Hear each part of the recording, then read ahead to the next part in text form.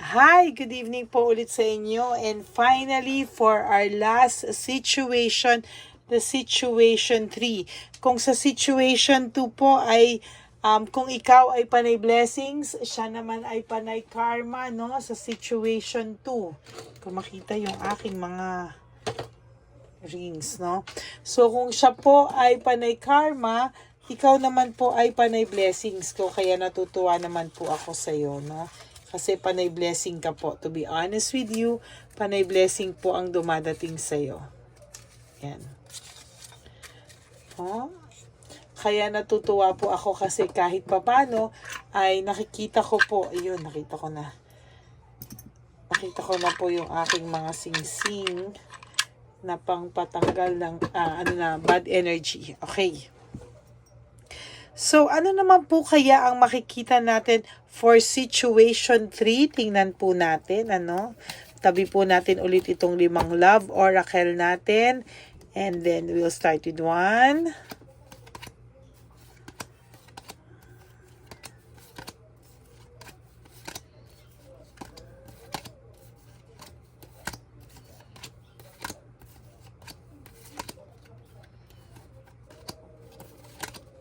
Yan, there you go.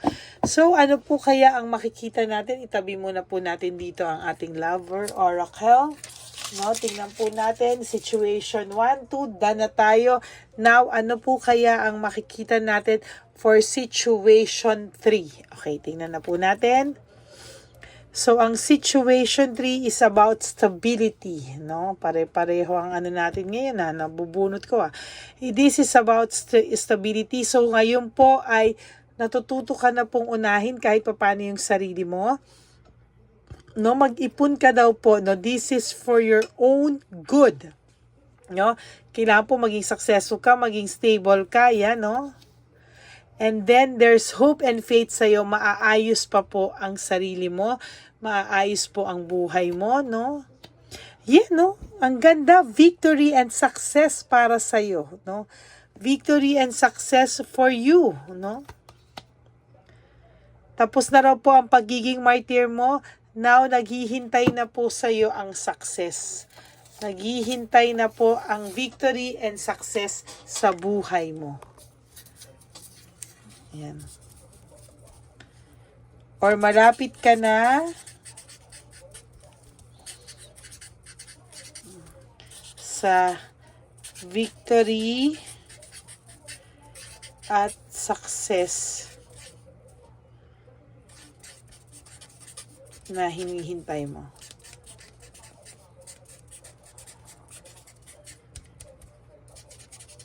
Darating na po yan, Malapit na po, no? Malapit na ang victory and success na hinihintay mo sa buhay mo, no?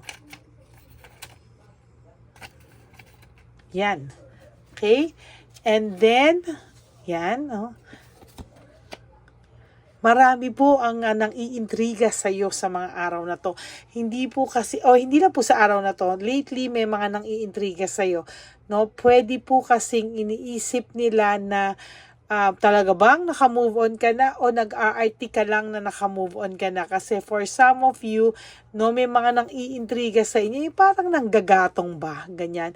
Na gustong tingnan kung talaga bang naka-move on ka na or hindi pa, no? For situation 3, meron ka rin pong new venture, prosperity na papasukin. Meron din po kayong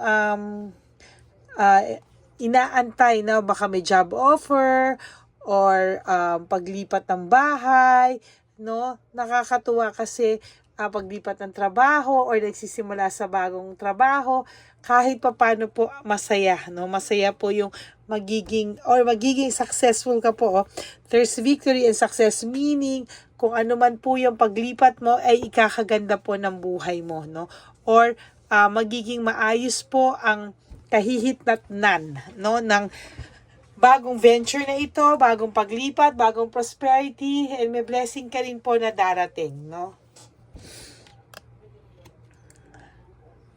May mga tao po na pipilitin kang hadlangan o pipilitin pong ibalik ka sa pangit na sitwasyon. Pero yung mga tao po na mga bad influence po sa'yo, might as well move on from that person, no? Yung mga kaibigan mo o mga hindi mo naman kaibigan, dahil hindi naman po lahat ay kaibigan mo, no? Meron po malamang sa trabaho mong naiinggit sa'yo, meron po sa trabaho mo na ang hirap kausapin, pinoproblema mo, but don't you worry, you are protected by the divine universe, no? Marami po sa inyo dito, hindi po lahat ng kasamahan nyo, hindi po lahat ng kaibigan nyo ay totoo sa inyo, ha? Hindi po lahat. Loss of balance, no? Disorganized po ang taong ito. Yung taong nanakit sa inyo is very disorganized sa buhay niya ngayon, ano? May balik po talagang nangyayari, no? Like situation 2. Talagang parang may karma po nangyayari sa buhay ng taong to. At hindi lang po sa buhay niya, kundi sa buhay nila ng kinakasama niya ngayon, no? For you naman, no, kung gano'n na nangyayari sa kanila, same with you, ikaw ay merong nangyayari din, but for you, it's a fresh start, no? You're being optimistic kahit merong sadness minsan na parang feeling mo, iiyak ka na lang bigla dahil may emptiness, may lungkot. Pero sa totoo lang, that's just a process of what you are going through, no? Proseso lang po ito na kailangan mong pagdaanan. But you are starting your fresh start, new beginnings, and you are being optimistic. Hindi po porket naiiyak ka pa is negative ka. No. No, meron lang po talaga kayong pinagdadaanan sa mga oras na ito, no, na proseso, no? Kasi lahat naman na nasaktan ay dumadaan sa proseso. So, yan po yan. So, yung mga taong nagmahal at sinunod ang mga puso nila at nasaktan, don't you worry, no? Malapit ka na po talaga sa victory and success na hinihintay mo. Malapit ka na rin pong makamove on, no, with your life, no? Naku, nagumagalaw tong energy na to, oh. Okay? Marami ka na pong mangyayaring maganda sa buhay mo, no, nang wala itong taong to sa'yo. Huwag ka pong mag-alala because hindi naman po lahat ng sakit ay mag-e-end ng masakit. Sometimes, magiging masaya rin po ang buhay mo with or without this person. You will be happy, no? In fact, yung pagkawala po ng person na to ay may dahilan, no? Sa inyong dalawa, pwede kayong tinuturuan kayo pareho ng Divine Universe, no? Para kung halimbawa, magkabalikan man kayo or hindi na, you will be stronger, no? And for those of you naman po na tinuturuan din ng Divine Universe itong person mo, we'll see, baka pagbalik niya po sa'yo ay mas maayos na version na siya ng sarili niya. Okay? Totoo po yun.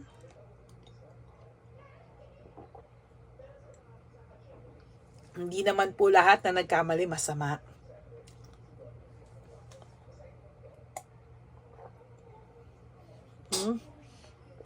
Hindi naman po lahat ay sobrang sama, no? Sometimes, may mga nagsisisi at nagbabago din po. Ayan, no, sa ngayon po, he has lots of issues, concern, problems, and anxiety and trauma na pinagdadaanan na iniisip niya po somehow, sana po, no, sabi niya, sana po maging maayos pa daw po yung buhay niya, maging tulad pa din daw po ng dati yung buhay niya. Sana daw po ay huwag naman siyang tuluyan mahulog sa kumunoy. Pero for those of you po, talaga ayaw nang bumalik sa taong to. Freedom and self-acceptance ang kailangan mo po talaga. No? You have to free yourself from this kind of situation. You really have to move on from this situation. For the meantime, talagang kailangan mo pong tiisin ang taong to. Wag na wag pong ikaw ang magmamakaawa sa taong to. Kasi pag ginawa mo po yun, ikaw po ang nagbaon sa sarili mo sa kumunoy. Okay? Lack of purpose sa taong ito, but you are near sa victory and success while siya po ay may diversion sa buhay niya. No? Nawawala po siya sa direksyon. lack of direction siya, dinadivert pa po siya, no? Tinuturuan pa po ito ng leksyon. Wala na pong makakapagpasaksak sa'yo, wala na po sa yung magiging ikakalugmo ka pa. You will only get yung mapabuti, get better, only upwards, and can't get worse. Siya po ang nakipaghiwalay sa'yo. Okay? Siya yung nagdesisyon magpakabinata, siya yung nagdesisyon umalis, siya yung nagdesisyon na gawin kang saktan ka, pero for now, I assure you na pinagsisisihan niya po talaga, matinding pagsisisi po na umalis po ito sa piling mo. No? Quick decision, no? Mabilisang desisyon. Feeling niya po, nagpakabinata siya, umalis siya. Now, he is so regretful sa nangyari, no? Nare-regret niya po talaga na nangyari ito at naging masama siya sa iyo nung bandang huli. Clash of interest, hindi po kayo nagkakasundo nung bandang huli. Nag-aaway na po kayo, naging bastos po siya talaga sa iyo. Naging weirdo, naging nagbinata, nagdalaga. Yan na po ang kanyang ginawa sa iyo, no? Tapos ngayon na nagsisisi siya, ganun-ganun na lang, tatawag-tawag na naman po ito sa iyo.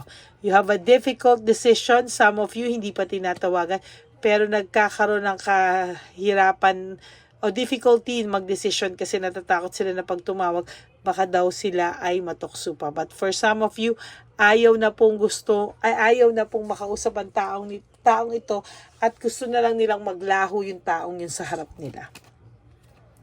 May mental disease, no, not mental disease na baliwa, but mental disease in a sense na hindi po to marunong mag-isip ng tama, no? Immature po itong mag-isip and napakaduwag po niya. Hindi siya baliw but he is so coward and duwag. Taken advantage of, nasaktan ka po talaga to at tinake advantage ka po talaga niya. Na pinagsisihan naman niya. For our 5 cards, we'll see, no? Ano po ba ang nakalagay sa 5 cards natin? Obsessed po itong taong sa inyo. No? I'm obsessed with you. Meaning, yung tao pong to ay walang ginawa kung hindi isipin ka 24 hours a day. No? Gusto niya pong isipin ka ng isipin para maisip mo din daw po siya. So for those of you na may mental telepathy ka po niya, no? You are too nice. Sabi niya, I don't deserve your kindness. Yun po ang sinasabi niya dito na mabait ka daw po at hindi niya daw po deserve yung kindness mo dahil po sa ginawa niya sa'yo. To be honest, yun po yung kanyang naiisip, no? And then, I don't know where to start. Hindi daw po alam ng tao nito na kung saan po siya magsisimula, no? Kung ano daw po ang kailangan niyang gawin para ma-win back ka, kung ano ang kailangan niyang patunayan, simulan. Hindi niya po alam kung paano i-approach, to be honest with you. And then, there's this childhood trauma and I'm afraid to lose you. Childhood trauma po kasi is parang, ito po yung naging ano niya, no? Naging, meron po siyang pinagdaanan no kabataan niya, no? Medyo kulang to sa atensyon, pagmamahal, ano? And kaya po siya naging ganyan. And now, he is afraid to lose you. No? Talagang takot na takot po yung taong tumawala ka ng tuluyan.